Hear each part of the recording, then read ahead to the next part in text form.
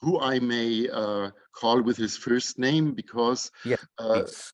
our colleague, he has been colleague in Bochum last semester, and my other friend and colleague in Bochum, Pradeep Chakarat, presented me to Anup.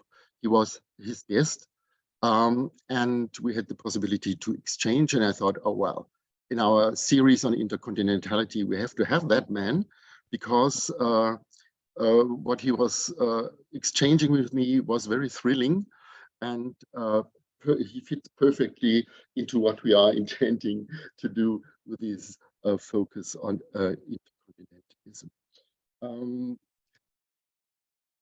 I will make the presentation, or to present him, quite short.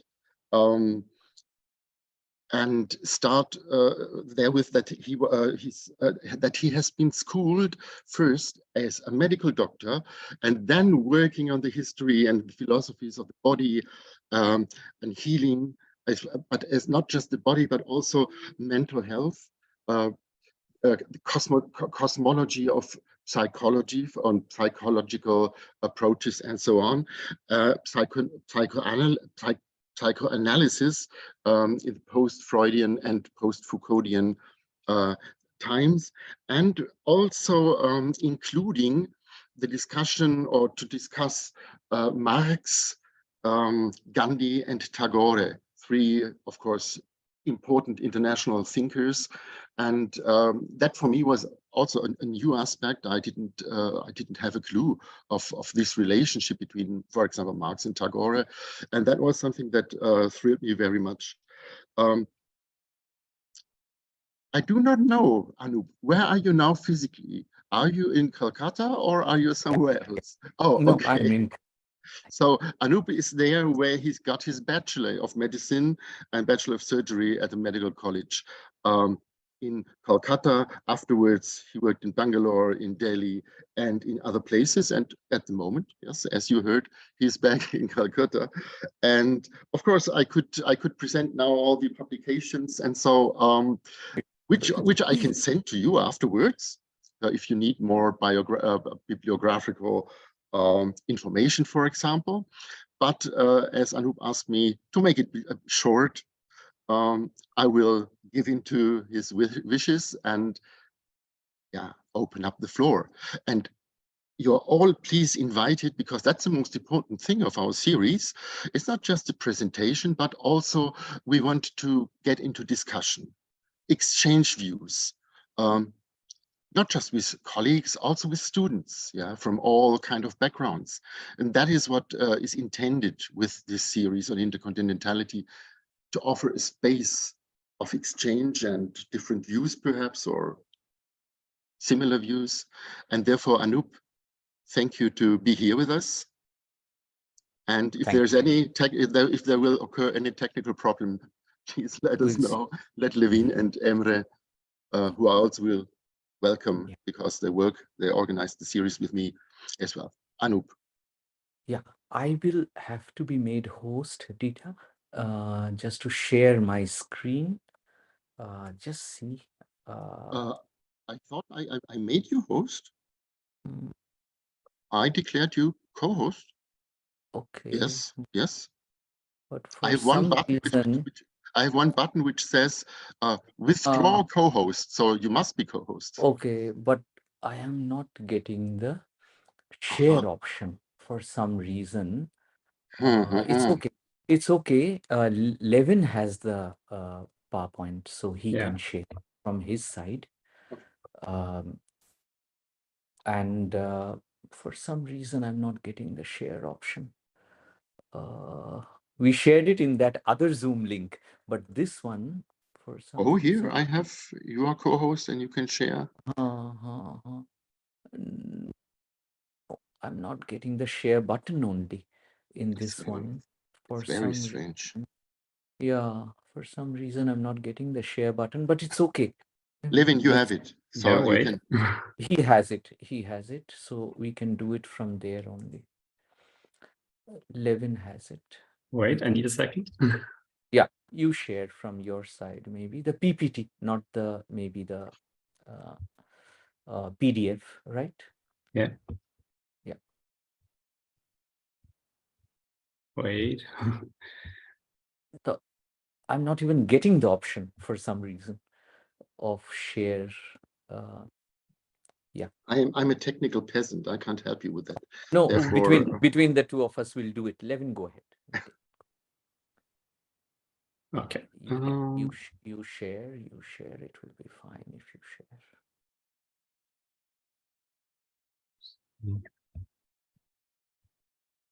Yeah, I think you are about to. Okay. Yeah. If you can increase the size a little bit. Possible? Yeah, wait. Should be.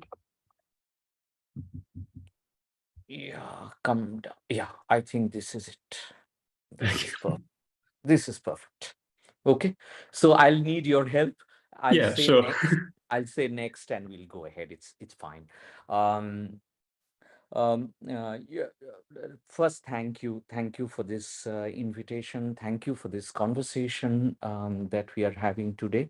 And I take it as a conversation, actually, a kind of, let me put it, a kind of intercontinental conversation, literally, actually.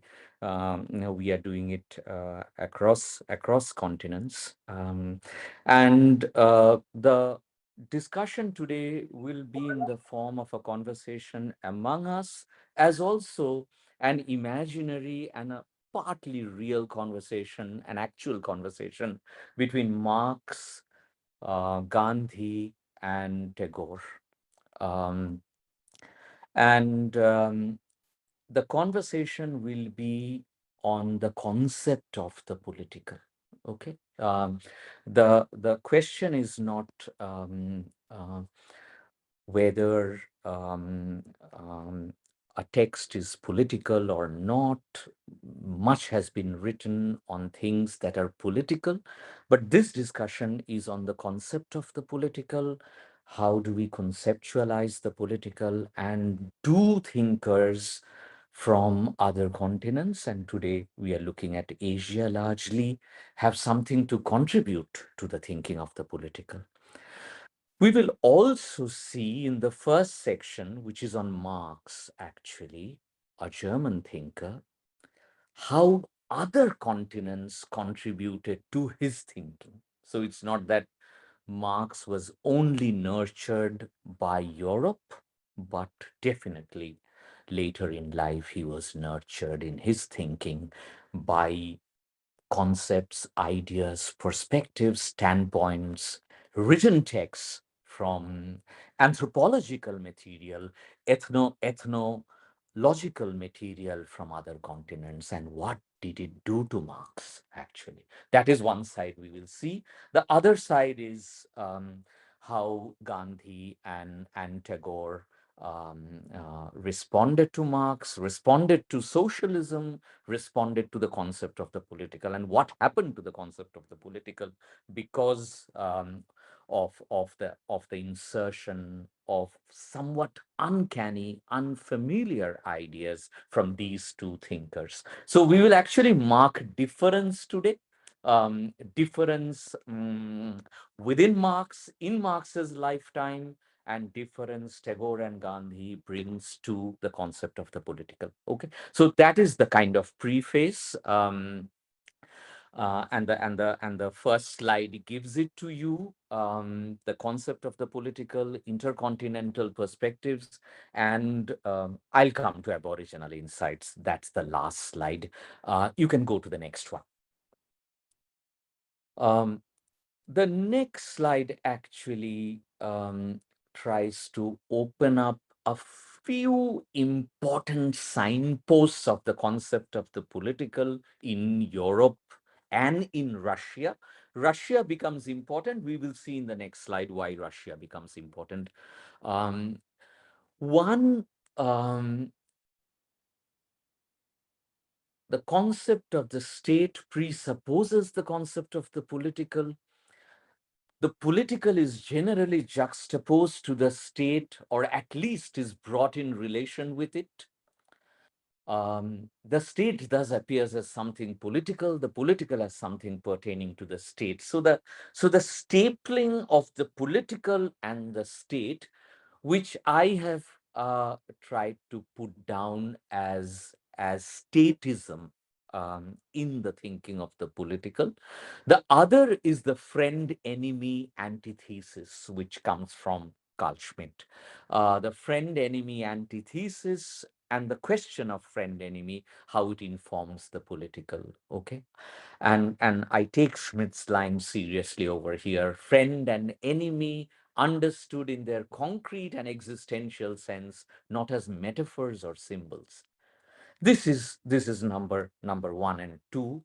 Number three, um, while there is a reliance on the state, the other one is what I'm calling, taking off from Tagore, modern collectivism, which is nationalism. Um, the idea that the political would mean large scale social transformation, there could be some class violence, material advancement of the forces of production, as in Russian socialism, and where nature would be desacralized, nature would become natural resource. And from there comes the objectivation of the world, of nature, even of human beings later. The question of possession, greed, I'll come to that as we go along. But the friend enemy model, statism, nationalism, and the other important point is vanguardism over here. That the one who is political knows what is right for the masses. Okay. So this is quickly a few signposts of the political, and let us see how Marx, Tagore, and Gandhi respond to these signposts. Do they rewrite some of them as we go along? We can go to the next. The next three slides are on Marx. Okay. And the opening over here is we move a little away from the way Lenin defined the three sources and three component parts of Marxism. German philosophy, French political theory, and British political economy. Germany, France, and Britain contributing and emerging as the three sources and component parts of Marxism. I've put up that book by Lenin, actually.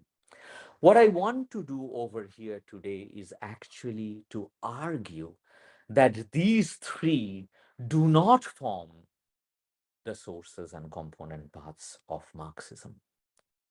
Marx, later in life, actually moves towards the East and to the far West, the Far East as well.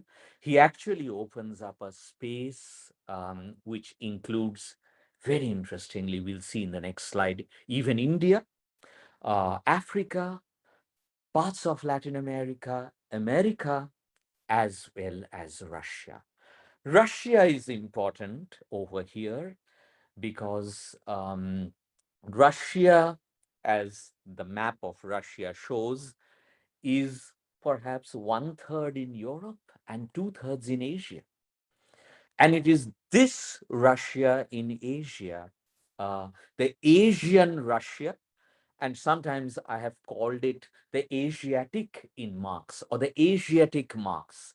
Marx, when he turns to the Russian road, he actually is contending with 2/3 of Russia, which is Asia. And this Russia gives Marx an interesting angle to his political philosophy and to his philosophy of transition. Okay. Just hold on to that line above, pre-capitalist past and post-capitalist future. It will perhaps become a little more evident in the next slide. But in Russia, Marx comes face-to-face, Marx encounters a phenomenon called the Russian peasant commune. Okay, and how does Marx respond to the Russian peasant commune? We can go to the next one. We may come back to this one again. Okay, um, and here one can divide Marx's journey into two phases, two for want of a better division, actually, a more complex division. The first phase I'm calling Marx's writings on British rule in India, which is there below on the right-hand side of the slide, which is a text Marx wrote in 1853, not one text, a number of texts. I have brought out one line from one of the texts, and a disturbing line, actually. Let us read this line. Whatever may have been the crimes of England, she was the unconscious tool of history in bringing about that revolution, the revolution in India. Then, whatever bitterness the spectacle of the crumbling of an ancient world, India to be precise, may have for our personal feelings, we have the right in point of history to exclaim with Goethe, should this torture then torment us, since it brings us greater pleasure? There is as if a kind of a secret justification of British rule of India, because British rule of India in India is an unconscious tool of history that will take India or the Orient out of its slumber. Okay, it will open up the villages of India to capitalism, to modernity, and Marx kind of not fully, but kind of welcomes British rule in India, uh, which we would like to put down today as British colonialism, actually, because it will unleash a historical process and a transition of the Orient from its long slumber to modernity. This, however, is one Marx, and there is no one Marx. Okay, there is an originary multiplicity in Marx's works, and I'm opening up a Marx very different from the earlier Marx. Post 1871, Marx teaches himself Russian, giving particular attention to the works of Russian radical scholars. And around the 1880s, Marx writes the ethnological notebooks, okay, bringing together anthropological work, and that arrow is important. There is a chapter in the ethnological notebooks on a village in Bengal, a part of India, uh, which Marx collates from anthropological, ethnological material in the 19th century, actually. And from that comes a question to Marx. Levin, can we go back to the earlier side for 1 minute? The question that comes to Marx is exactly this. Is India or Asia or the Orient the pre-capitalist past of Europe? Is Asia as a continent the pre-capitalist past of Europe, a prior stage of Europe, a lower step in the step ladder called progress? A step ladder, the upper step is Europe, the lower step is Asia. This is what Marx had perhaps thought in his earlier writings. But late in life, later Marx's later writings, one could call such a Marx, late Marx, taking off largely from the works of Japanese scholars on Marx. Late Marx, once he turns to the Asian part of Russia, turns to the peasant commune, not to an industrialized British society, turns to an agricultural context, Marx begins to see these rural spaces, peasant communes, agricultural contexts as post-capitalist futures. So, so uh, this is the only point I'm trying to bring up over here, that when Marx moves out of Europe to other continents, he gets a perspective very different from the progressivist context he was in earlier writings, where Asia looked to be a pre-capitalist past. Late in life, as he enters the Asian part of Russia, he begins to see those peasant communes as post-capitalist futures, as offering to Europe a future rather than offering to Europe a past. In the earlier formulation, Europe was the future of Asia. In later formulations, Asia is becoming the future of Europe. I will not develop this further today. We will go to Tagore and Gandhi now to see how they open up this question. But this is one area I wanted to highlight in terms of an intercontinental perspective, that when we go intercontinental, we actually open up angles that are very, very different from angles which we have when we are restricted to one continent. We can go to the next one. Yeah. Next. Yeah. Just one line. Um, um, we have to be careful if we are intercontinental about the violent consequences of imposing the most fragile part of Marx, the predictive Eurocentric scenario, upon large parts of the globe not historically centered in Europe. Let us not take Europe as the paradigm for the future of the entire planet or of humanity. Next slide.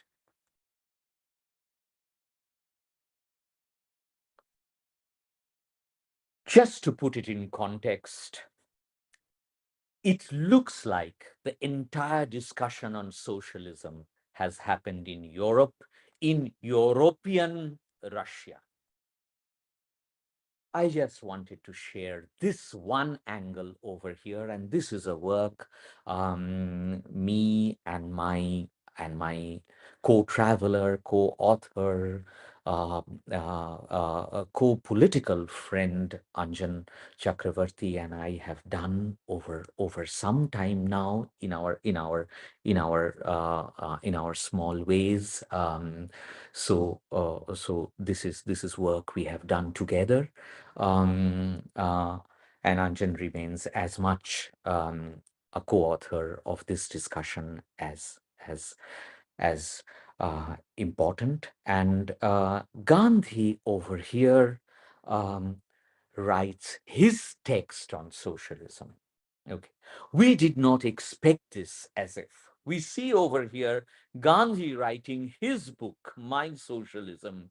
And if you look at the contents, you see My Socialism, who is a socialist, socialism without the ism, non-violent socialism, the curse of industrialism, and it goes on. Okay, so Gandhi writes his elaborate text on socialism, and this is what I wanted to open up, that when you look at Gandhi, actually, when you look at the concept of the political intercontinentally, what you get to see is that there are other contenders on the idea of socialism.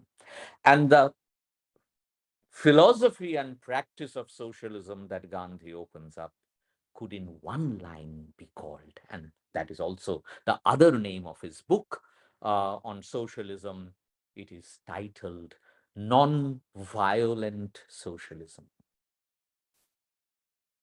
What do we mean by that? We'll come to that. Next one.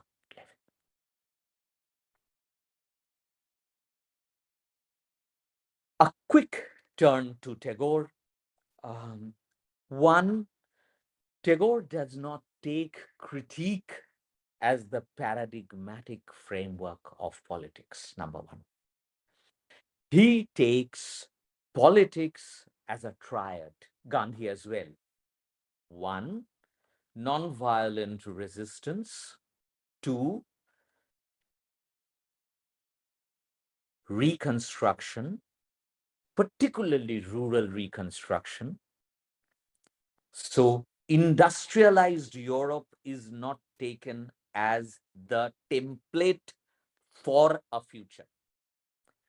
Rural Asia is taken as a template for the future. The rural is not altogether evil to be annihilated. The rural is not the past of the urban. The rural can be reconstructed. The third is transformation, and the larger focus over here is on self-transformation. We'll come to that.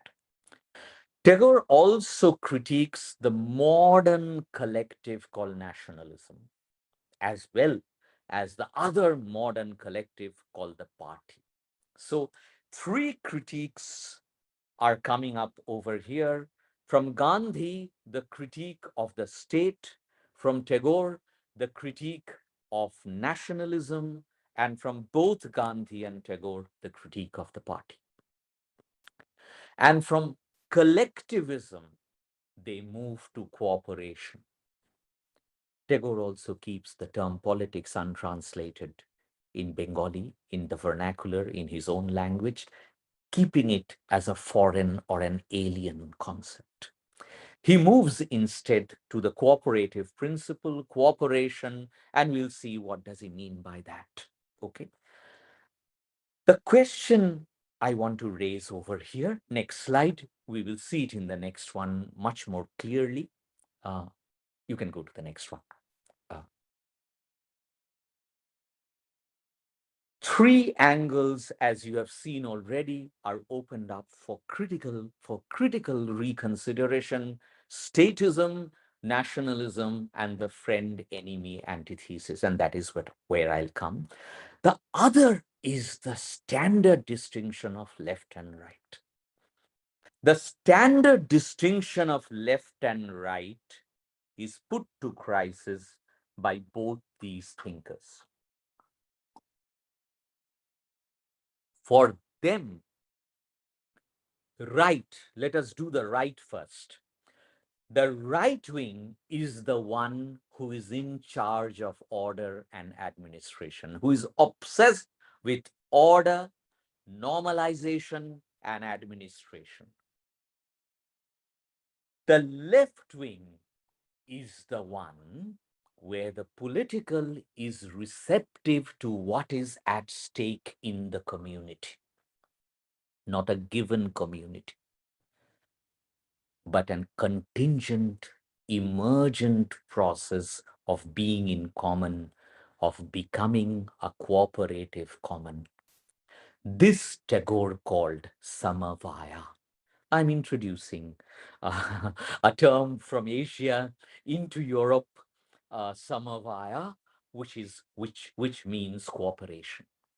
Okay, so it is not community, it is not collective, it is not group, it is not a nation, but a being in common, a process of being in common, a process of becoming a cooperative common. This praxis, this work is left politics. Right politics is to be in charge of state, order, normalization, and administration. Thus, neither statism nor a critique of the state was enough to be considered left for Tagore and Gandhi. Next slide.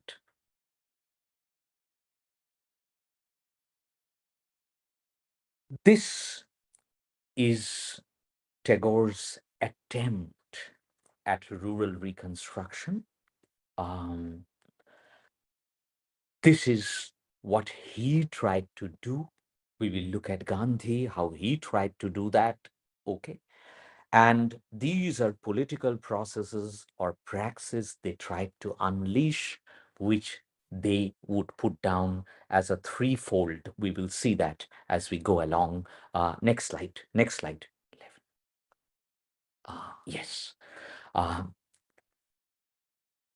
Let me put it like this. Marxism is etiologically endowed, means Marxism diagnoses the disease. I've written disease very differently. Okay. Marxism diagnoses disease or social suffering very well. And it has done very well in etiology, the cause of suffering. But Marxism is teleologically limited. It is limited in reconstruction of society. So it can diagnose well the etiology, the cause, exploitation, oppression, exclusion, marginalization. But when it comes to cure, it is a little shaky. And that perhaps explains the failure, the partial failure of the Soviet to create a creative future. This opens up the question, do we need to cure ourselves of the cure? We have spent a lot of time in diagnosis and in diagnosing disease. What is it to think the cure? And this, let me put it this way, actually, if Marx had diagnosed the disease well, Tagore and Gandhi contributes by offering a perspective to social healing. If Marx had diagnosed social suffering well, Tagore and Gandhi had offered a perspective to social healing. And this is what we will do now in the next few minutes, that we will look at how they set up a philosophy and praxis of social healing. So the question for Tagore and Gandhi is that, do we need to cure ourselves of the cure, not just the disease? Do we need to cure ourselves of the cure offered to us called politics? Do we need to really rethink the liberal cure called the vote or the radical cure called revolution? And what they offer instead as social healing is a triad: nonviolent resistance, rural reconstruction, and self-transformation. Next slide, left. I have done this part already. This meant a movement from mere theory to praxis, from knowing to doing, from doing to the question of being, and from critique to reconstruction, and rural reconstruction to be precise. Next slide, left. A quick line on Tagore's critique of nationalism. When we walk barefooted upon ground strewn with gravel, our feet come gradually to adjust ourselves to the caprices of the inhospitable earth. While if the tiniest particle of gravel finds its lodgment inside our shoes, we can never forget and forgive its intrusion. These shoes are the government by the nation. So Tagore looks at nationalism as too tight fit a shoe, which doesn't offer space to breathe. And the tiniest gravel in that shoe looks inhospitable, intolerable. A barefoot walker negotiates with the gravel in interesting and creative ways, but nationalism is largely intolerant to even the tiniest exception within its borders. And I've put up Khalid Hosseini's Sea Prayer, actually the tragic tale of that little boy we lost as he tried to find a way to escape and freedom, and the long line of refugees nationalism has produced in the last 100 years. Next slide, 11. Nationalism was seen by both Gandhi and Tagore as pseudo-speciation, and how humanity splits itself into groups, from tribes to nations, from castes to classes, from religion to ideologies, which provide their members with a firm sense of distinct and superior identity and immortality. A quick detour into Freud over here for just a minute. Albert Einstein, again, two German thinkers in conversation, had written a letter to Sigmund Freud asking him in around the 1932, why do we have war? And Freud had a reply to Einstein, and it's a beautiful reply, a very troubling reply, not just interesting.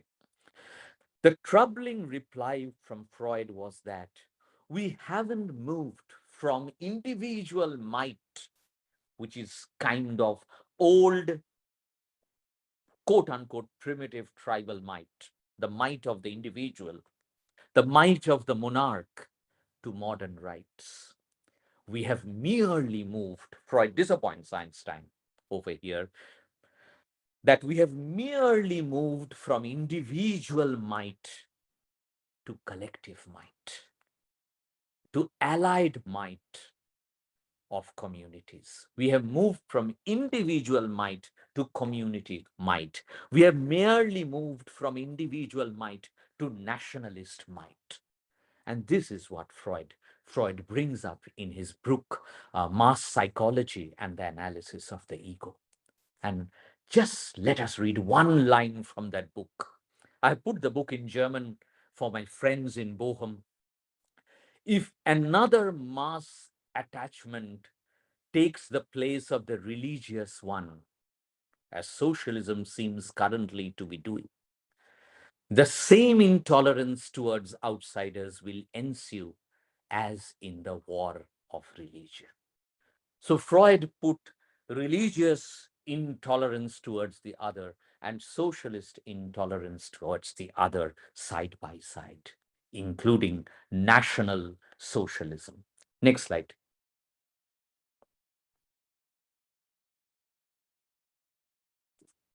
This opens up now the important point, actually, perhaps the most troubling, disturbing, but important point, the important point of difference between Schmitt, Russian Marxism, not Asian Marxism, and Gandhi and Tagore. The angle over here is the friend-enemy antithesis. Please look at the circle on the right-hand side of the two formations. That circle has a clear inside and a clear outside. That circle has a clear distinction between friend and enemy. That's the friend-enemy antithesis. What Tagore and Gandhi argue is that the friend and enemy relationship is organized like what in mathematics or in topology we would call the Mobius strip. And in the Mobius strip, the relationship between inside and outside, the insider and the outsider, as in nationalism or in collectivism or in the Communist Party, is not rigid. The relationship between inside and outside is in flux. In a Mobius strip, as you follow the inside, we reach the outside. And as we follow the inside, we reach follow the outside, we reach the inside. This opens up in Tagore and Gandhi a philosophy of the human and of the friend enemy, where neither friend or enemy are black and white. There is, even in the enemy, some residual humanity, some remainder and reminder of humanity. And it is important to understand one's own dehumanization and potential humanness. It's like a Mobius. And this opens up for them the philosophy of double conversion. The hateful person, by containing his egoistic hate and by learning to love the opponent as human, will confront the opponent with an enveloping technique that will force him to regain his latent capacity to trust and love.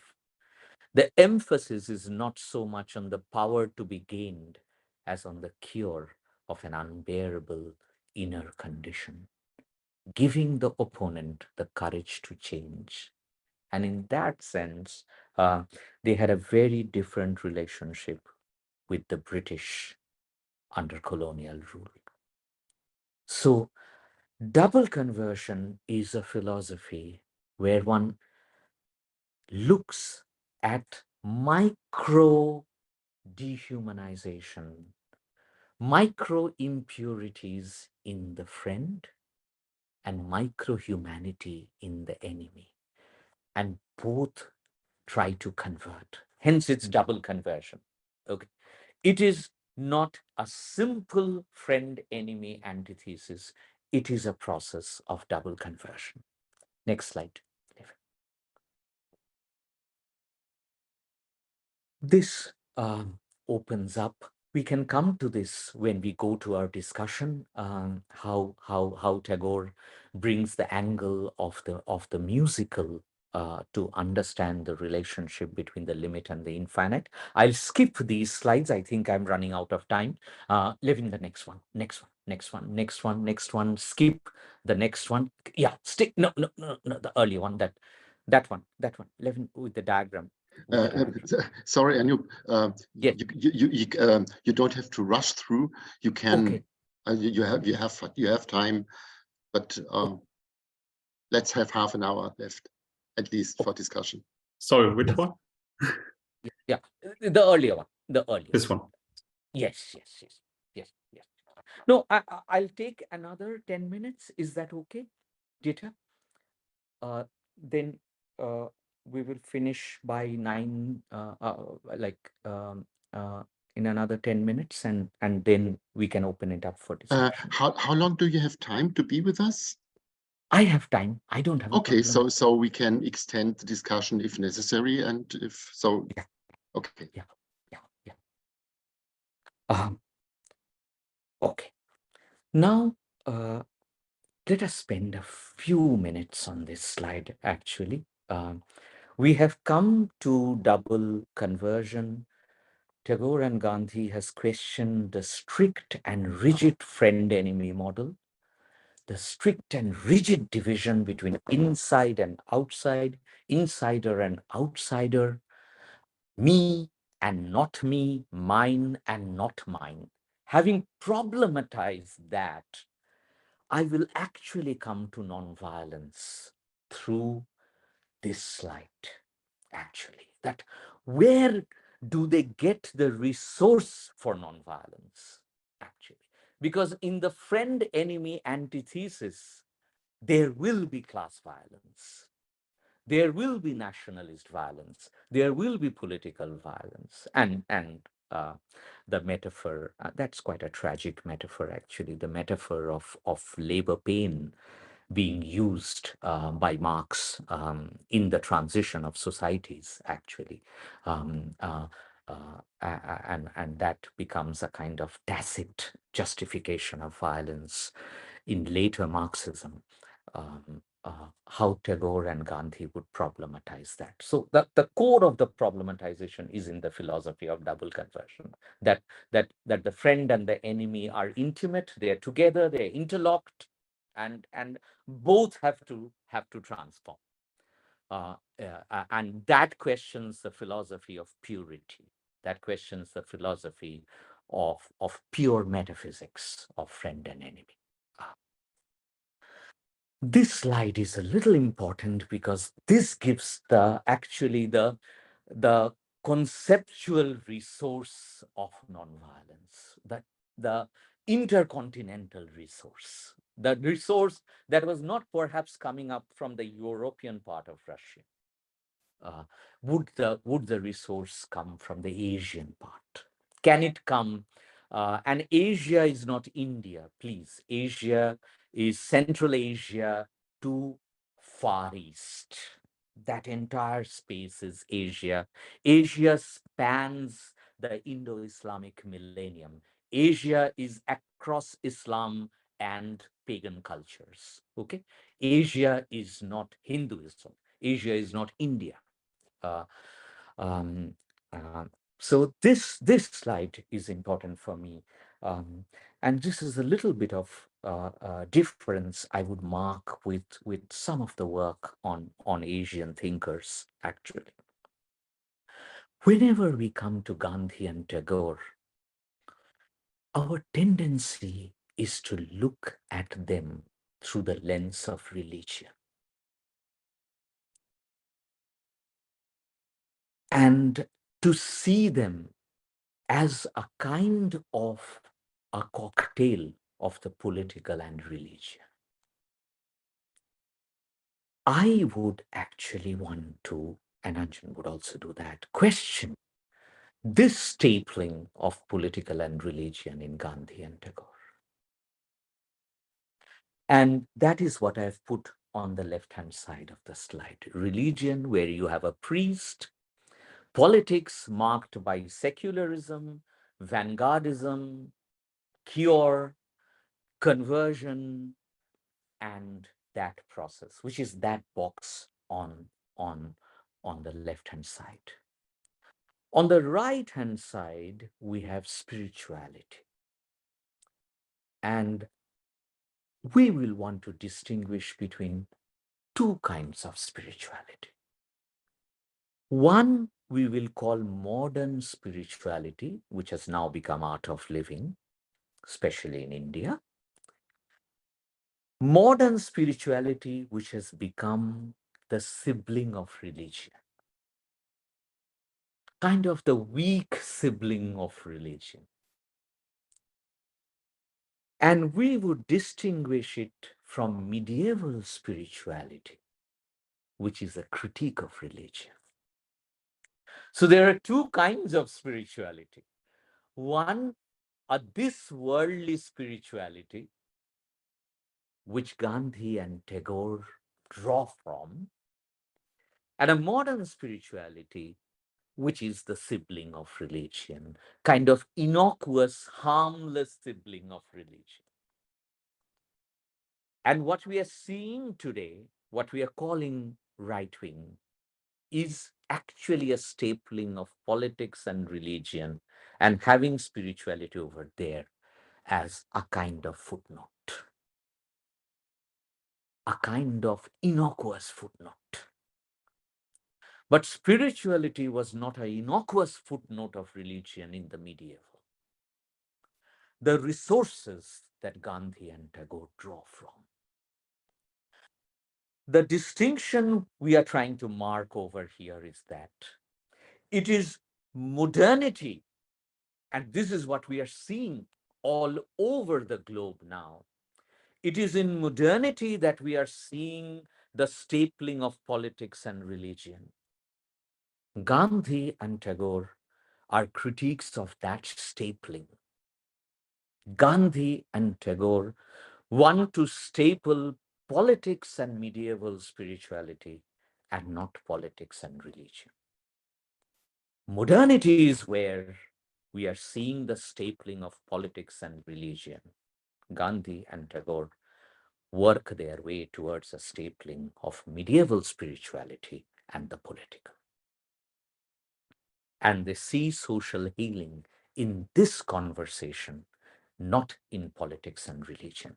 And this is something I want to resist, the reduction of thinkers from Asia to religion. The next slide.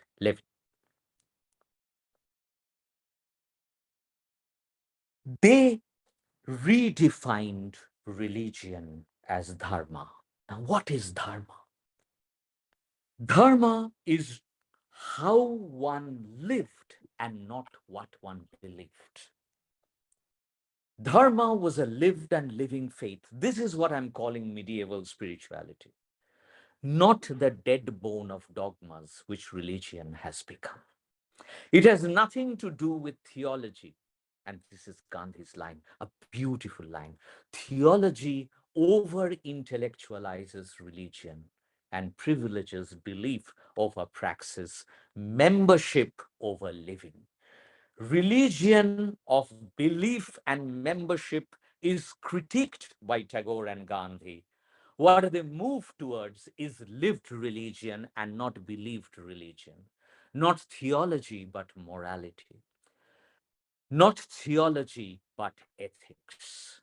And just mark one line by Gandhi over here. And this shows why it is not religion. There is no separate species called gods in the universe, but all who have the power of production and will work for the community using that power are gods, laborers. He defines laborers as gods and works his way towards a very different understanding of religion, which I'm calling medieval spirituality. And in medieval spirituality, the distinction between friend and enemy is not rigid. It is a philosophy of double conversion. It is a philosophy where Islam and Hinduism, Hindu and Muslim, are not sharply divided like friend and enemy, nor male, female, masculine, feminine are sharply divided as in modernity. The next slide. Left. This opens up for Gandhi a search for spirituality which is tied to self-transformation. And we owe this to also a French thinker, Michel Foucault, uh, who opens it up from Greek ascesis, Greek spirituality, Greek care of the self. So what has happened suddenly is that Tagore and Gandhi's medieval spirituality has come to conversation with a thinker from another continent, Michel Foucault, looking at ancient Greece, actually, for what he called ascesis, okay? The spiritual resource over here. Just one moment, a look at Gandhi's book. The book is called My Experiments with Truth. In science, we do experiments to reach truth. Gandhi is experimenting with truth, not reaching truth through experiments. My experiments with truth is my experiments with my truth, my self-truth, my self-transformation. And that's the spirit of medieval spirituality. Next slide, next slide. We are nearly done. We are nearly done. Just a few more moments, actually. This opens up for Foucault also the question of the praxis-based ethic of the self. Uh, uh, and what Gandhi opens up for us over here is that India can become free from British rule, but it will be hard for India, made rich through immorality, to regain its freedom. So there could not be immoral means to reach freedom for Gandhi. So that becomes very, very important. There could be questions on this slide, but we can come to it in our discussion. The next one. the next one. This again, just look at this Gandhi quote. This socialism is as pure as crystal. It therefore requires crystal-like means to achieve it. Impure means result in impure ends. So the means-ends relationship is very important for Tagore and Gandhi. The end is not important. The means have to be pure. The means have to be non-violent, and that is how we have to go. Next slide, 11. Next one, next one, next one. Just one line from Marx, actually.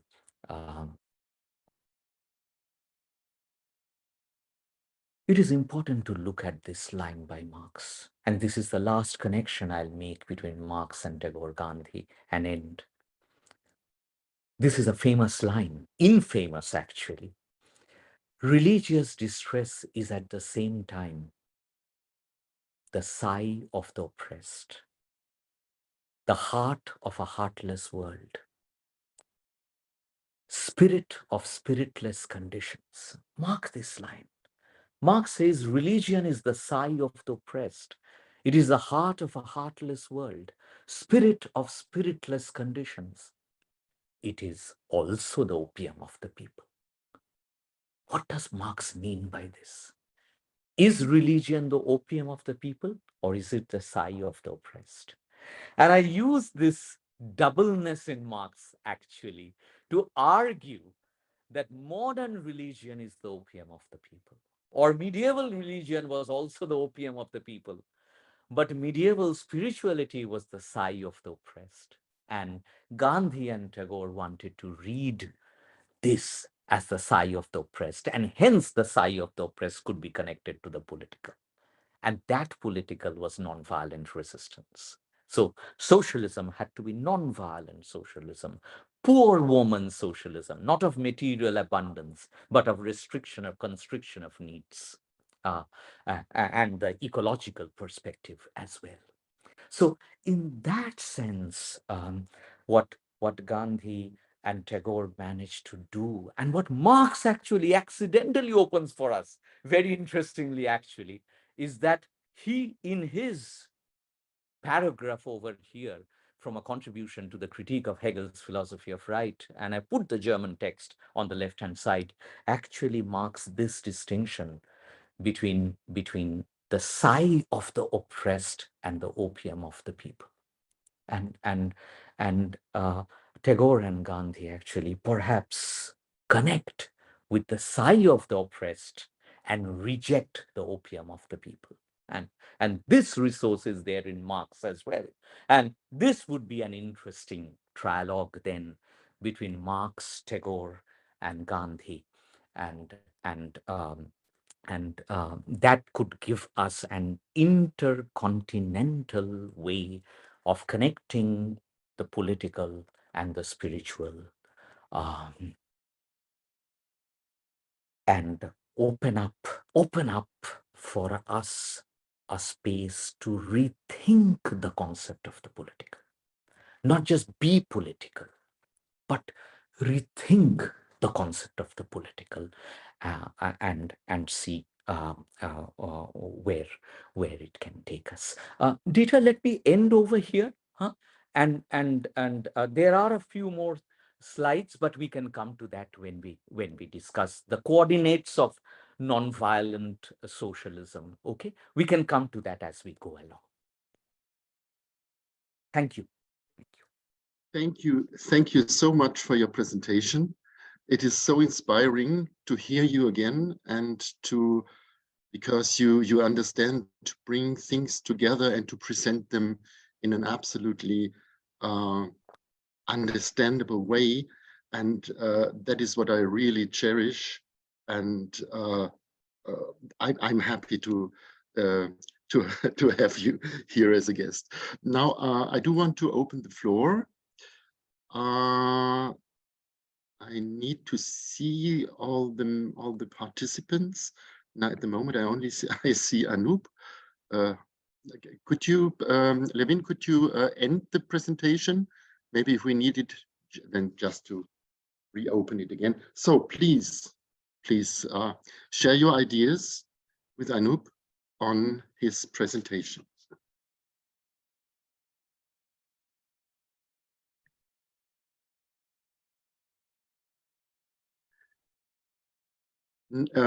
So then let me ask the first, or let me ask the first question, and my students are condemned to participate.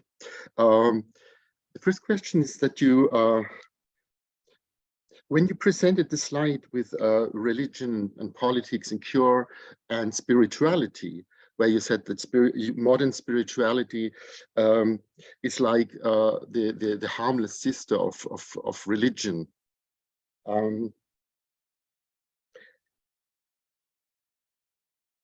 Isn't it a bit more complicated because, or to be differentiated, because what you call art of living could be practice, spiritual practice in the sense of dharma, but it also could be just a lifestyle. I mean, commodified way of.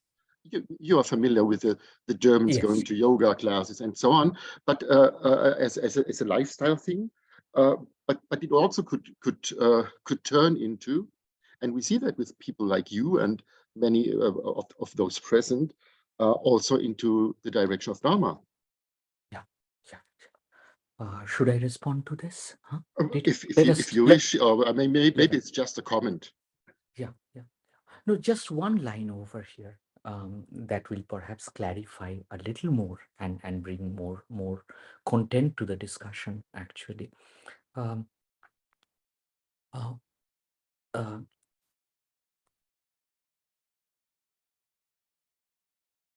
that triad, religion, political, spiritual, let us put it as a communicating triad,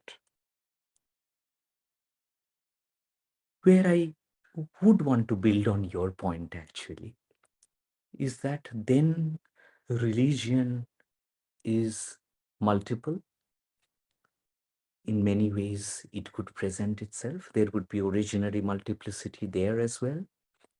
In spirituality also, there will be an originary multiplicity. So there will be more commodified pop spiritual versions and more reflective, self-transformative, ascetic versions, actually, which are working towards. And in the political, similarly, there could be more reconstructive, becoming common, being in common versions, as also friend, enemy, antithesis versions. So I take your point very seriously, actually. While we did set it up to mark the difference, but then we have to, kind of bring more complexity to it. And the spiritual can go in both directions, actually. And Gandhi and Tagore, who are very political beings, actually, they want to live the political, they want to live the spiritual, not just preach it, actually.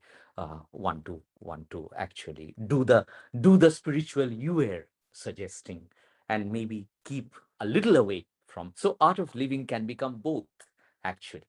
Art of living ecologically, art of living in a commodification way as well. Both are possible. Yeah. Thank you. Now, please, your comments, your questions. Sandra, Carol, you're condemned. Okay, I'll start. Thank you very much for the talk. It was very inspiring. And as Dieter knows, I'm always a little bit intimidated because I'm still processing what you said. And so I'm not really prepared to ask good questions, but I'll try. Okay, so I'm thinking about the process of self-transformation that could perhaps take us to cooperation. And to stay in the medical context or metaphor of the political that was also mentioned in your presentation, I was wondering, do you believe that this could be a healing or a practice for European thought? And what would be the role of Asia in this process if it's a self-healing? Would you assist, or how do I have to think about it? Actually, it's a very important and interesting question. It's a question. It's an important point, actually. Um, there is a slide I did not get into, actually. That was the last slide, actually. The distinction between the rest of the world and the worldview of the rest. One of the problems of what Spivak called the Eurocentric view, actually, take Europe as the center, is that the other continents become the rest of the world. The movement we have been trying to make is to move from the rest of the world to the worldviews of the rest. You get it in the turn of the terms, actually. That is the worldview of the rest. Do the rest offer a worldview? And here, um, um, the angle I would want to bring, and this is actually a political question for us from the global south, from the east, is that the worldviews of the rest, say for example over here, nonviolent socialism, say for example, or the creative stapling of politics and spirituality, or self-transformation, as you put it, not just world transformation, but world transformation and self-transformation working together. Um, this could be relevant for Europe as well. So the philosophies of the world of the rest could also contribute to Europe refinding itself, not just Asia refinding itself.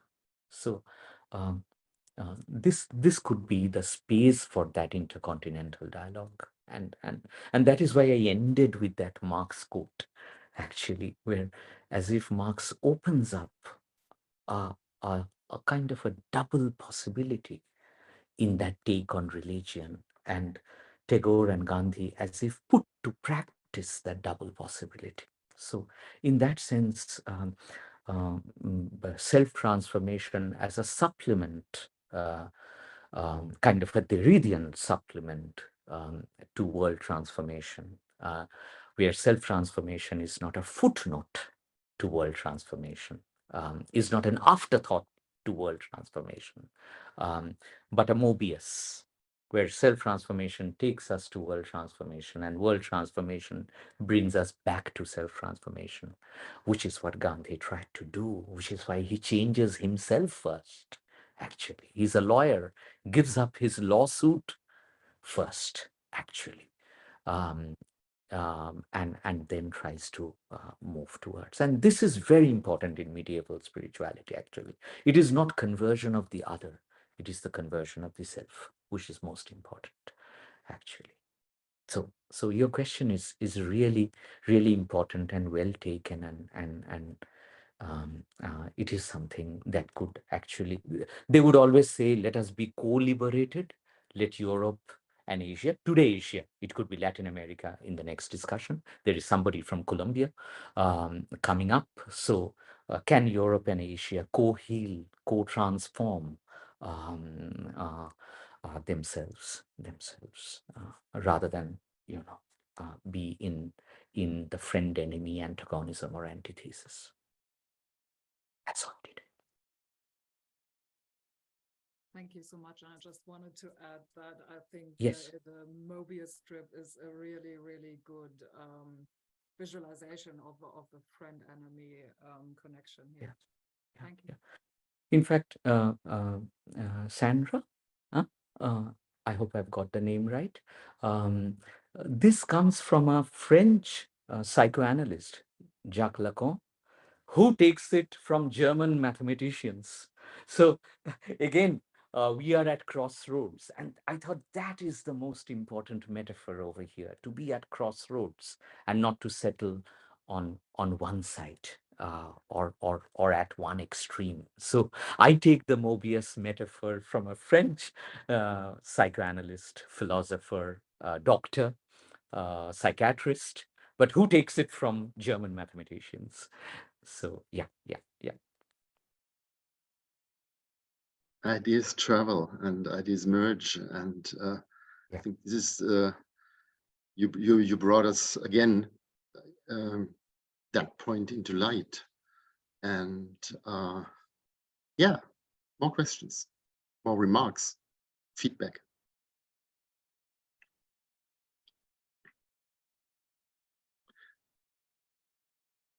One idea that came to my mind then is,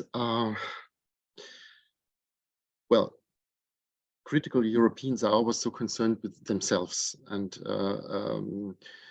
in reality, it's all about, well, getting rid of the sensual. I think essential to Gandhi and Tagore is to see the human being as a sensual being. I mean, they do things with their hands. They walk, they move. It's not like in this European idea of spirituality, which is somewhere up there, yeah. So, but it's like one could say embodied or holistic or whatever. And in Europe, it's kind of we have this kind of spiritualization in that way, but then we have a desensualization of everyday life. For example, if you sit in front of the Ruhr University, you know, now there are spaces designed where you can smoke, where you can't smoke, where you can park, where you can't smoke, who can park where. This kind of this spatialization, everything is done to get rid of the senses. And okay, now we are living in post-Corona or still in Corona times. We sometimes project that up on Corona, no, but it only brings that into light. I mean, I think of like if a German single man is in an airplane and another kid sits next to him, he's not allowed to sit there because, you know, there's always this threat of doing something evil. So these central things are evilized, and very much. And I think that is related to this destruction of unity, of practice already in times of modernization in the 19th century, because these processes are not just forced upon India or the or in colonial times, but also to the peasant communities within, let's say, Germany or France, where it's so. How would I say that? Yeah, it's just a remark that I got when I heard your ideas. And the Möbius band, it's interesting. At the moment, I'm writing on the Möbius band exactly in the way that you do think. This is incredible, and it has something to do with the internalized other, and which is not accepting the other in oneself, and knowledge and practice and so on. Which is everything is done to control that, because it's dangerous. It's dangerous. Yes. Sorry for these comments. No. The long. Dieter, can we go to one slide which I skipped actually, and it actually exemplifies your points. Okay, of course. You're still co-host. Levin is still co-host. Levin, are you there, or are you at the fridge? Getting a glass of water? No, he's ready. Thank you, Levin. Just come to the next one. Actually, you are really there at the Mobius and the next one, actually. Dieter, let me just open this up. It will actually bring the aesthetic dimension into the political, actually. A point I did not develop. Tagore and Gandhi, especially Tagore, actually, rethought the political as the register of the beautiful, rather than the register of the right and wrong, which is the standard way of looking at it. Good, evil, right, wrong. The register of sometimes morality, which is there in Gandhi. But Tagore actually pushed for the register of the aesthetic, the beautiful. Is something beautiful or not beautiful?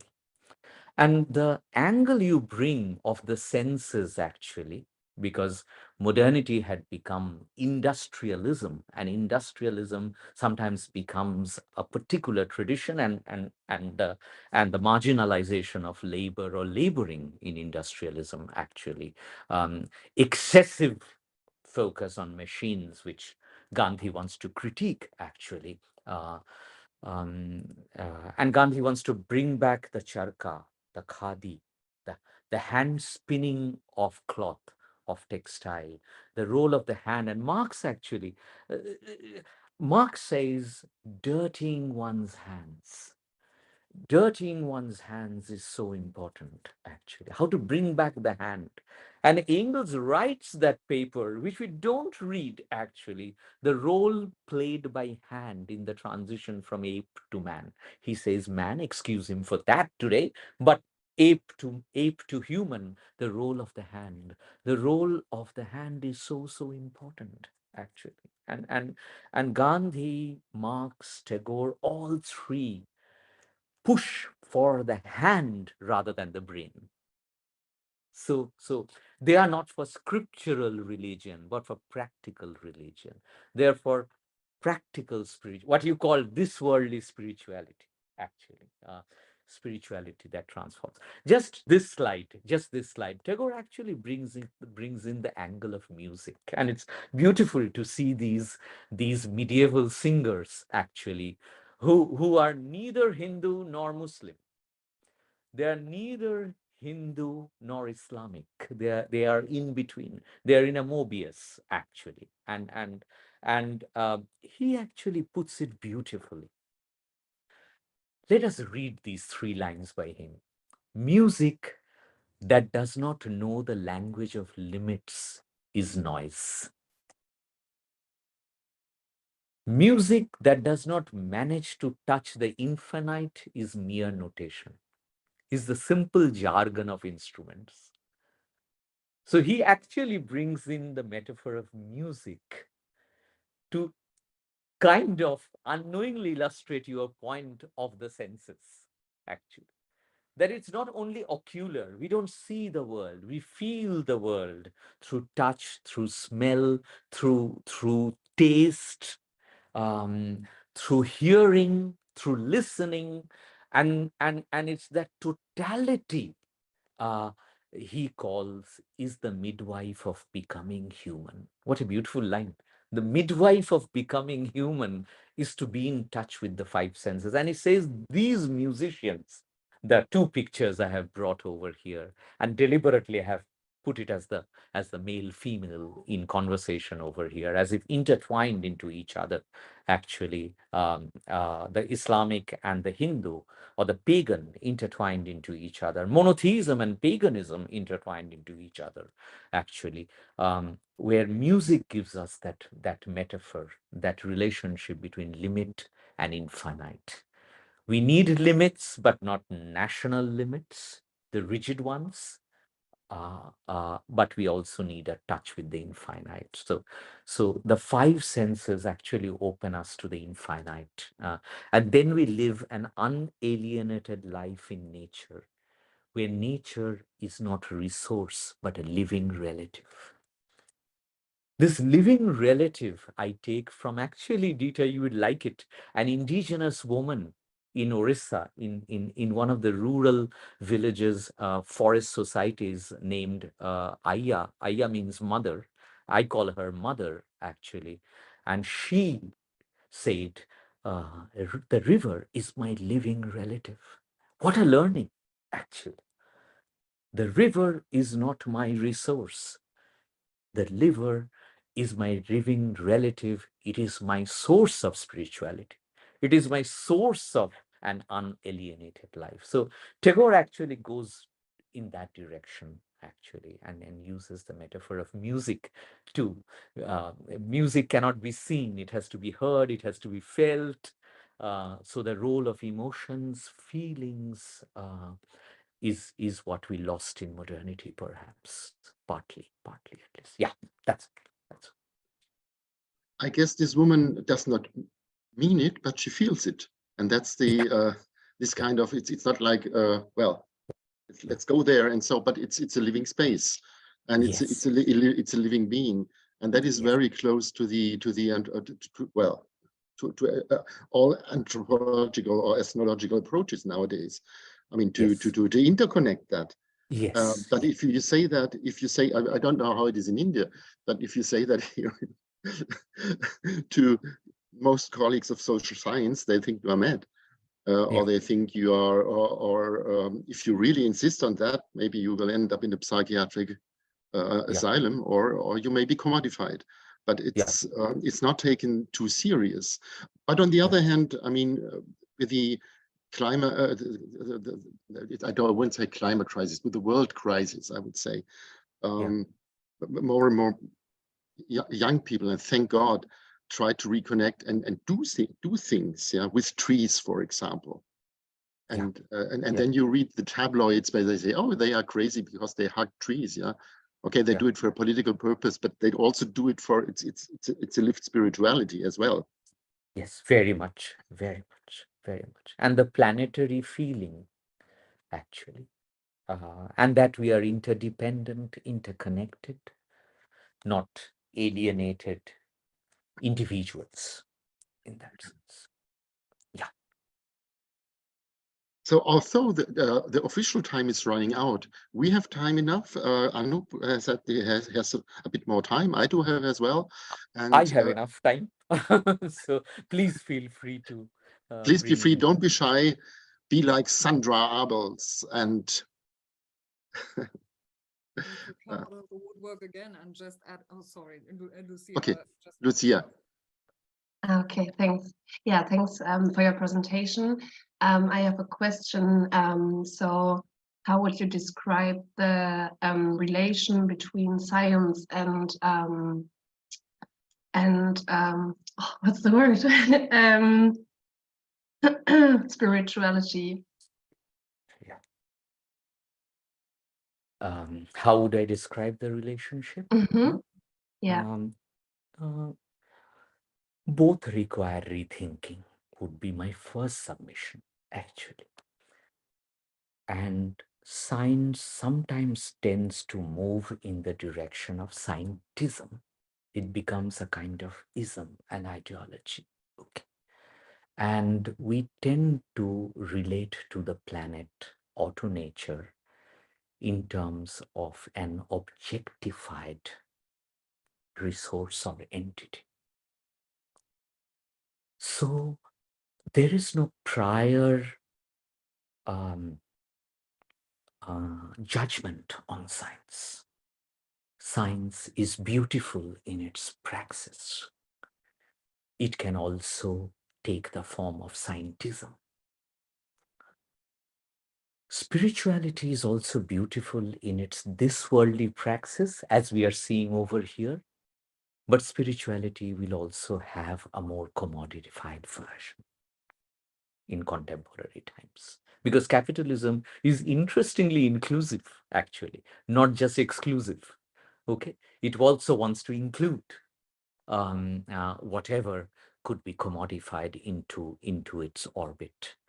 Given that the relationship between science and spirituality can take a simple form, okay, which is uh, um, you know, you do usual science with kind of aggression, and then you have some spiritual rituals. That is one way of doing it.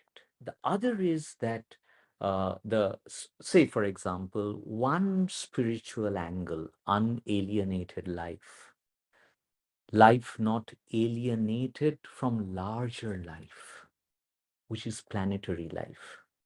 Human beings are not only life on this planet. Okay. And nature is the largest producer. Nature is the largest producer of fish, for example, of plants, for example, much more than what humans can produce in industries or in the peasant fields. Nature is the largest producer. Given that perspective, where we are not alienated from nature, or from the ecological or the planetary. Planetary, I think, would be better than nature. How would we do science? What would be our relationship with the planet, with the animal? That would be another way. Do we look at the world not just from Europe, which is the intercontinental perspective, but do we look at the world from the perspective of the human only? And are the animal world, the plant world, the planet as such, not an inert material, but a living relative?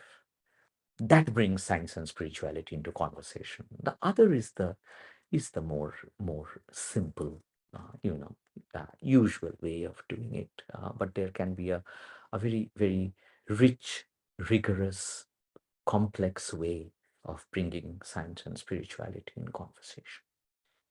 But really, thank you for the question, because that is the problem or the crisis Gandhi especially was trying to work on.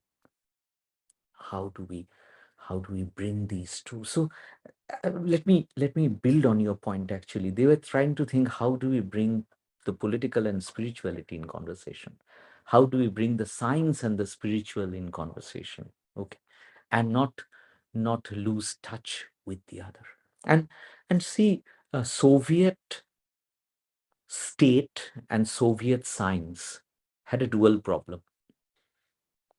There was spiritual deficit in its politics as well as in its science. So how do you work on that spiritual deficit? Would politics and science become more creative, beautiful, touchy in touch, if it can work on its historical spiritual deficit, the spiritual deficit that has haunted it for too long? Instead, it has repeatedly gone to religion. So we will have science and religion. Okay, we will have politics and religion. And how do we think of it as a spiritual and the political, spiritual and science, rather than science and religion and politics and religion? An anecdote, actually. The book God Particle, okay, which is now quite a famous book in the world, a kind of bestseller, which is tied to the Hadron Collider. Actually, the whole experiment that happened in the Swiss land has been happening for some time. That particle is a particle called the Higgs boson particle. But that particle has been renamed the God particle in the popular version of the book. Now, that is science and religion, actually. Converting that Higgs boson particle, which is by the name of two scientists, actually. It has nothing to do with God particle, but it is converted to God particle. So that's an anecdote on how we actually bring science and religion, politics and religion together in a capitalist, commodified world. Call a Higgs boson particle, which is a scientific name of a particle, God particle. In the popular bestseller airport bookstore, it becomes God particle suddenly. Thank you. Thanks.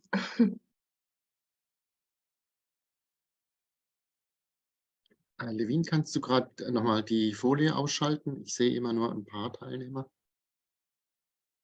Okay, more comments.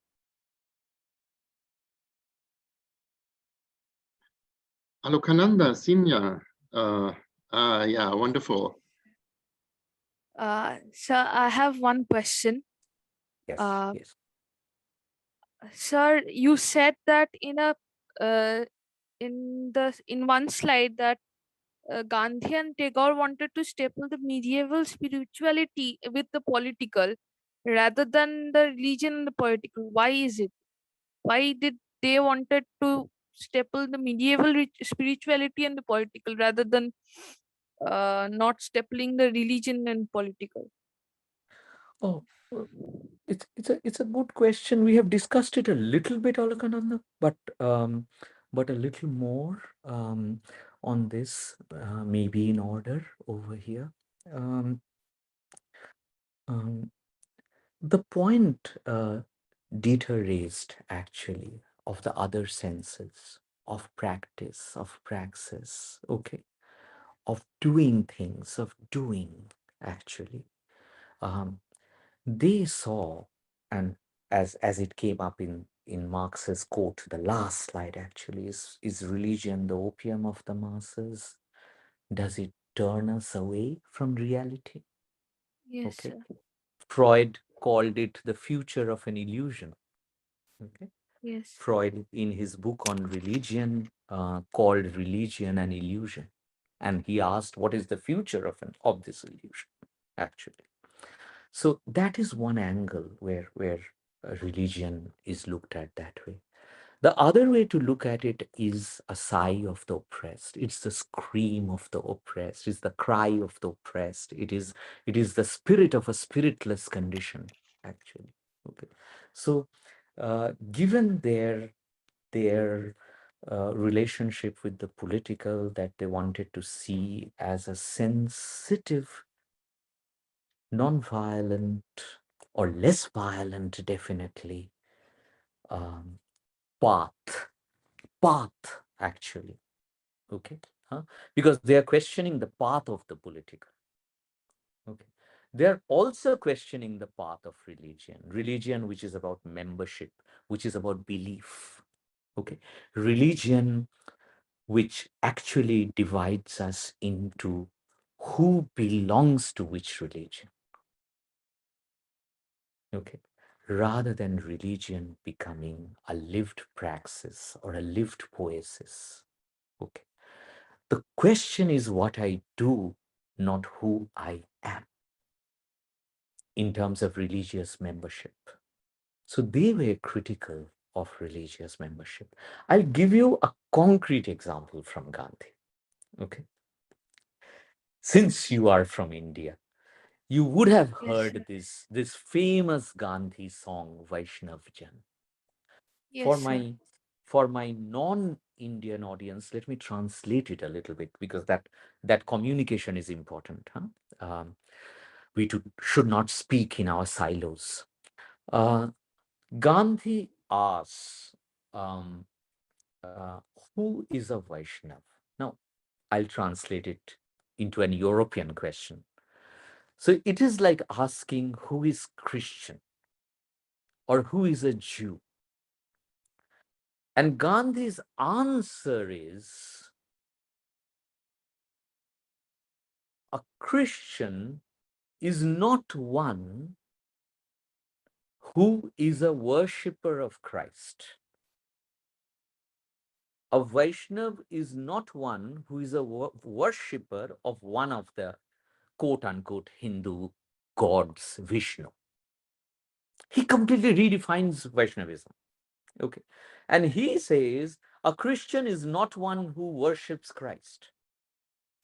A Christian is one who would do good to the other and not feel good about it or feel proud about it. Now, that's a very different way of redefining religion. Gandhi redefines religion as he practices it. So he redefines religion not as the one you worship or what you believe or what is written down. It's not written, scriptural, intellectualized religion. It's not a book. What is important for him is what you do. And this is kind of an inauguration of the other, a little before Levinas, perhaps. Okay. And Gandhi argues that to relate and feel and do for the other is religion. and that is a question of practice. That is a question of doing. Religion is what you do, not what you believe in. So he also makes, see over here, interesting, this line, socialism is also what you do, not what you preach. So he says the communists preach communism, but they don't live like a communist. So in that sense, his angle over here is not religion in the traditional or the usual sense. Religion is about relating with the other and not feeling an iota of pride because I have done some good. Okay. So Yes, sir. that is Thank a you, sir. very different understanding of religion, actually. Thank you for your question. I got a chance to, open it up a little more for my self-clarification as well. Thank you. Thank you. Thank you, sir. So Gandhi and Tagore would be very in despair nowadays with this flood of confession identities. I'm this, I'm that, you're this, you're that. And if I'm not that, I have to look for something else where it's all about confession and who I am, but not what I do. Yes. So that is, I don't know how it is in India, but in Germany, at least amongst academics, older and younger, this is so overwhelming. I don't know, maybe in India it's No, different, same here. or Same the here. same here. Same here, perhaps. But yeah. Who am I is not unimportant, but it is Gandhi and Tagore would push for Of course. Marx Yeah. as well. Yeah. What do you do rather than just And who you are. And what you just mentioned about religion, spirituality, you can translate this in the field of politics as well, of course. And Yes. you did that with the communists. Yes. I think, Carol, you had, I've seen your yellow hand before, or was that a misunderstanding?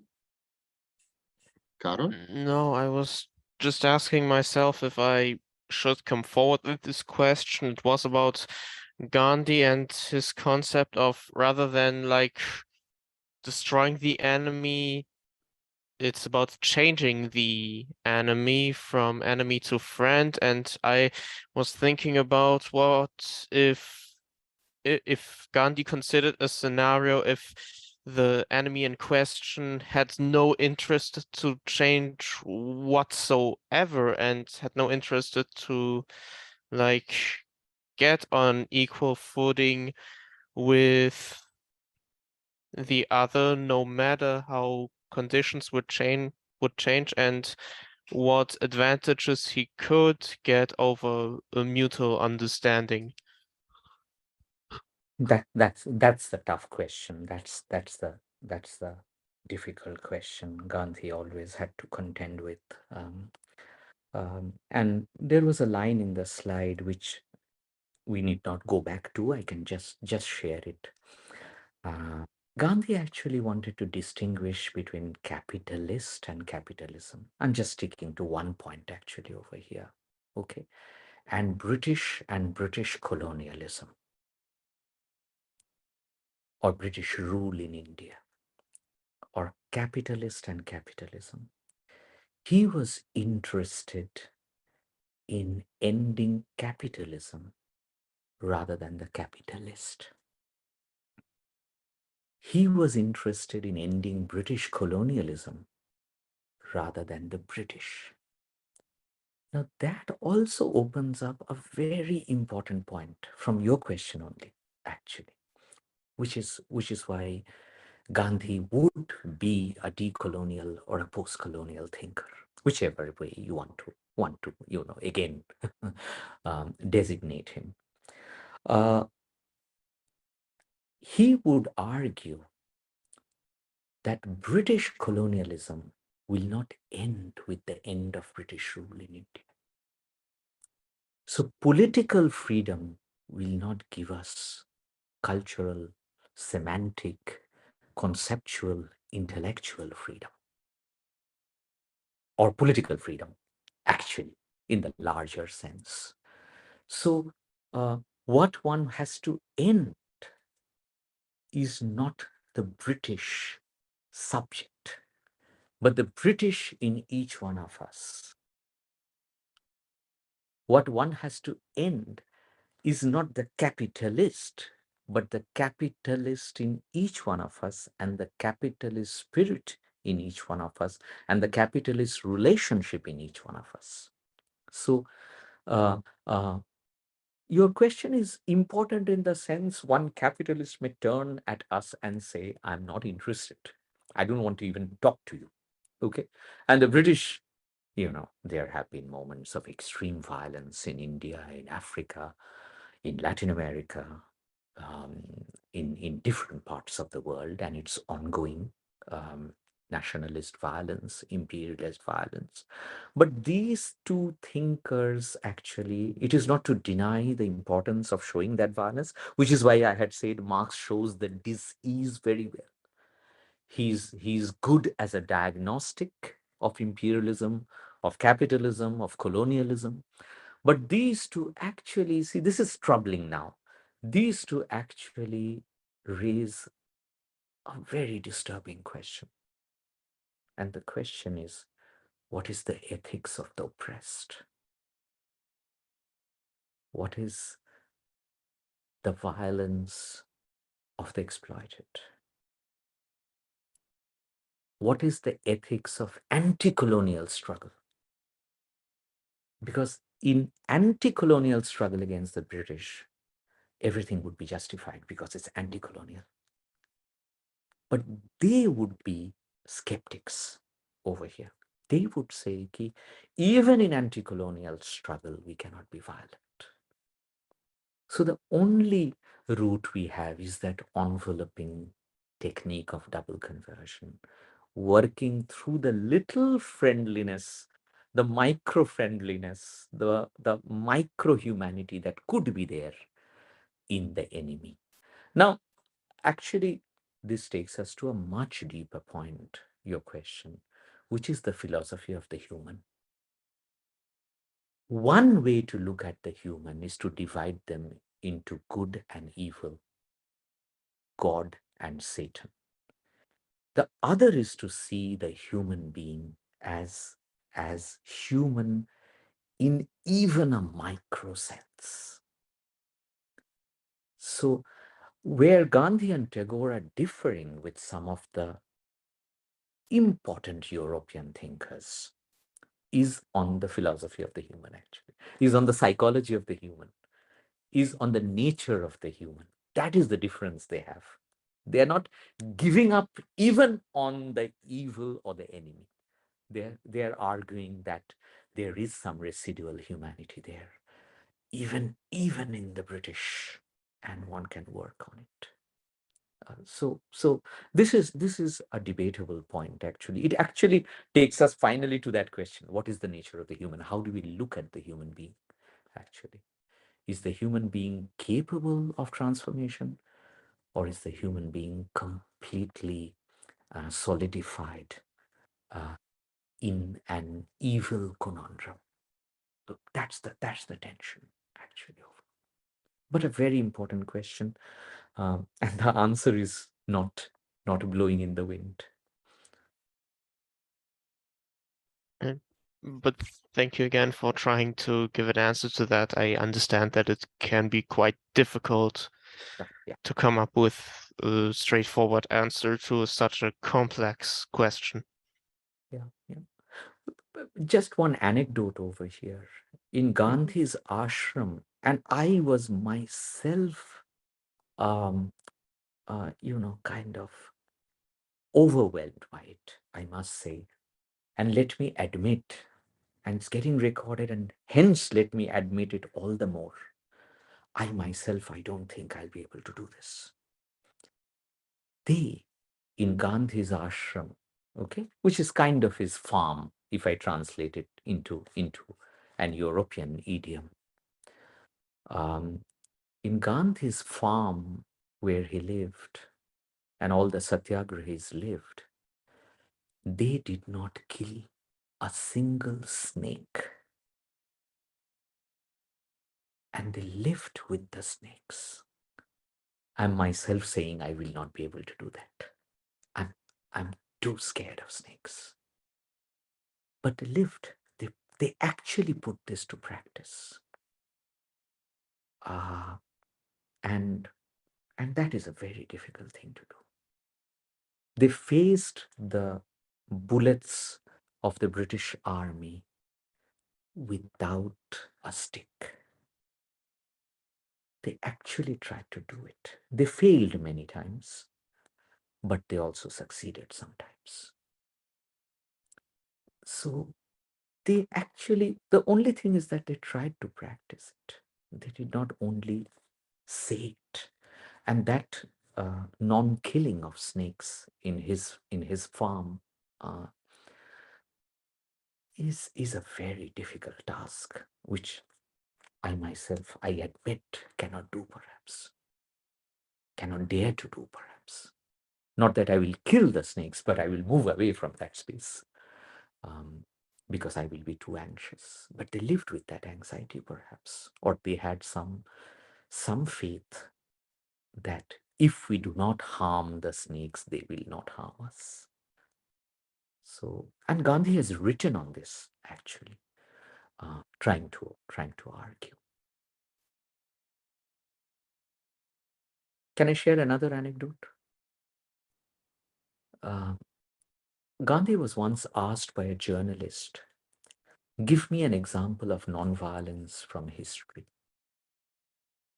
And Gandhi had replied that, "No, I can't. I can't give you any instance of non-violence from history." And the journalist thought he had won. But then comes Gandhi's reply. He says, "I cannot, because history is the documentation of violence. It is the documentation of wars. It is the documentation of crusade. It is the documentation of the 2 world wars. History has never documented maternal love, compassion, empathy, interdependence." So it will be difficult, he argued, to imagine nonviolence because we have not been trained in it, and we have not archived it. We have never archived maternal love for each one of us who are in this conversation today across continents. We would not have been alive without that love to have this conversation today. But he said there is no archiving of that. History is only the archive of violence. So he had a very, very, I would say, expanded and long-term program. Short-term success is not possible in this road over here. So as you can see, he's trying to set it up very differently. The concept of the political, that where is the space of enveloping maternal love in our archive of history. So that way, yeah. Here I would know disagree. Here I would disagree with Gandhi, Yeah. because I mean it depends on the understanding of history, but Yes. because what is archived is poetics, literature, Yes. novels, Yes. praises, Yes. and well, of course, I have to say that also good ethnography, which documents everyday living. So Yes. it's here I would disagree, because it's a very traditional understanding of history. I mean, archive. Yeah. I would have wanted to add that, Dieter, actually, that history also has moved now to, say, feminist historiography, post-colonial historiography, anthropology, ethnography, all of that. But Gandhi was actually trying to, mark that distinction very sharply and trying to say, but we did not do that for very long, actually. And it's an old answer, actually. It's an answer, maybe 100 years old, but and we have moved over the years in many interesting ways. But history is also literature. Yes, yes, I would tend to go with you over here. And maybe I don't know whether there are other questions. Just a final question, which I wanted to ask earlier. Oh, Ashwasti. Okay. The final question. My question just was, why do you use the word term medieval spirituality for let's say non-Eurocentric modern? Because why medieval? I think it can be contemporary as well, or Yeah, even modern. If yeah, we see all yeah, these counter movements we had, for example, in Europe, to counter this kind of yeah, individualization yes, in the times of industrialization. yes, yes. No, here, Dieter, I agree with you actually. Okay, there is nothing so strictly medieval about it. It's all crossroads. We are moving. It's a crisscross. Okay. The archive I have looked at to actually look at Gandhi and Tagore, I'll give you just one instance actually. That Vaishnav Jan, who is a Christian, who is a Vaishnav, that song that Gandhi made kind of the national anthem of India, actually, is a song by a 15th century medieval poet, Narsingh Mehta, actually. I did not come to that slide, but some of the concrete resources are coming from medieval poets. Tagore as well pulls it out. So there I was just being very limited, very concrete in an archival sense. Hence I was saying medieval, but there is nothing that should restrict us to the medieval or to ancient Greek, as Foucault goes to ancient Greek spirituality, but modern as well. The question is to actually have maybe a resistant kind of spirituality, rather than which historical phase it belongs to. And in fact, that phase is also a problematic, ancient, medieval, modern. Why do we have that division actually? And why is the medieval dark? Which also is something I would be critical of. So I agree with you over here. So it's just that resistant spirituality, maybe creative, recreative spirituality, rather than very, very strictly medieval. No, no. Okay, thank you. Ashwasti, you had a remark or a question. Yeah, hi. Anup sir, thank you for the talk. And I felt that some of your students should also be asked to ask questions or give comments, not just sirs. Yeah. So Yeah. my question to you was I had the question before, but I think it got chiseled when the question was asked earlier about science and spirituality, and how do you create a link between the two. So my question was that uh, do you think seva is the answer? Seva bhav, and to translate, seva is selfless service in that you do for the other without any thought of gain from it. It is something that is practiced in ashrams, and it is a part of and there's a specific word called karma yoga, which translates into the day-to-day activities that you do are dispensed with a lot of respect, and you're not asked to do anything different. You're not asked to go to a different location, etc. You just do your everyday tasks and duties with the utmost respect and love and gratitude. And the selflessness of the act then has both, first of all, it is an act, so there is praxis involved in it.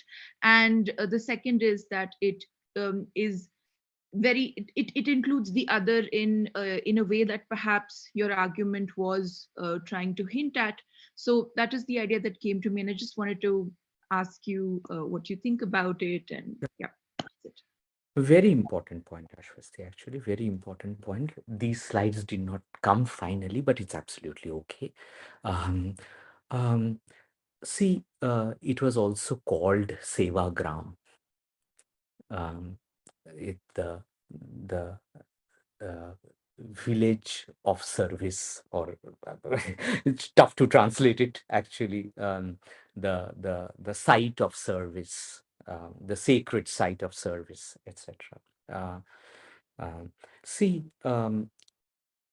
Foucault also makes this distinction. So the French thinkers are also important over here, but Gandhi and Tagore are also important over here. The distinction between asceticism and ascetic. Asceticism is to move away from the world and maybe meditate and find self-healing or moksha or liberation. Find the truth. The Gandhian and Tagoreite path and the medieval spiritual path would also say this actually. That is why I was trying to draw the resource from there. Actually, that's the source. I can't say it's source book. That the true liberation, the truth of existence, the truth of nonviolence, the truth of rural reconstruction, the truth of Swadeshi Swaraj is in seva, is in relating with the other, is in relationships. And that Vaishnav Jan song now becomes important. Doing something for the other without pride, without narcissism, without omnipotence, without self-pride. So in that sense, your point of seva is precisely Gandhi praxis, ascesis, what you do. And through the doing, you self-transform, which Dieter sir was also talking of, that it's the doing, it's the praxis, it's the other senses which are very important, okay? Not your vision of the world, not your commentary on the world. You are not an Archimedean point in the world, outside the world. You are in the world. You are being in the world, okay? So in that sense, seva, doing and relating with the other. But seva is, I take your point very seriously, because seva actually makes it more complex than doing, because seva is doing with the other. Seva is relating with the other. And you now get the development practice program we tried to build at our university. Actually, what were we trying to do? We were trying to rethink seva, relating with the other, doing with the other. It's not mere doing. It is doing with the other, with, not on the other or for the other, actually. So that is the angle of seva. And seva always was very, very, and the Satyagrahi was a sevak, actually. So seva is very important in the Gandhian pathway. And that, again, see Alakananda's question, or the science spirituality question, that it is not intellectualized theological religion, actually, which is, rules, regulations, scriptures, mantras, recitations, no, or citations, no, it is not recitations, actually. It is about doing with the other. So what you have done for us is that inaugurated the other into doing, and that was the Sriniketan, Shantiniketan experiment of Tagore, or the Sabarmati ashram of Gandhi. They tried to do it in every village, actually. Can we do it in every village, is the question.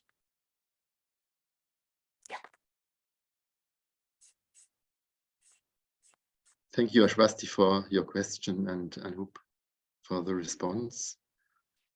Well, I mean, we are wide over time, but I'm happy that so many of you have remained with us, and that shows an intercontinental interest in exchange. And well, all of you who are present, my Indian friends, you may as well participate as guests or listeners and participants in our next semester in our series, where we have other colleagues maybe not so inspiring like Anoop was today. I really thank you. And I mean, it's in Germany one says it sounds slimy, but it's not slimy. It's also, I really mean it from my heart. Very impressive and inspiring and touching. Yeah, to remain with the senses, touching presentation. And I see in Sandra Abel's face, she's smiling. She's also, I see that, yeah, all of you had something in that exchange. And Anoop, I'm very happy that you are, I mean, just Pradeep told me today, I mean, that you will come in April to Bochum. So just knock at my door. And maybe those who are present here and who will be in Bochum come around and have a coffee together and talk in person. Yeah, thank you. Thank you, Anoop. Also, thank you for, of course, Levin and Emre for helping thank you, us Levin. to set that up. Thanks a lot. Thanks a lot for that. And thanks for coming. Thanks for being here. Thanks a lot. Thanks a lot. Thanks a lot. Okay. Yeah, then maybe we see each other, those who are still here next semester or one of these days. And inshallah, Anoop, in April. Thank you. Thank you. Thank you. Bye. Bye. Bye. Bye. Bye.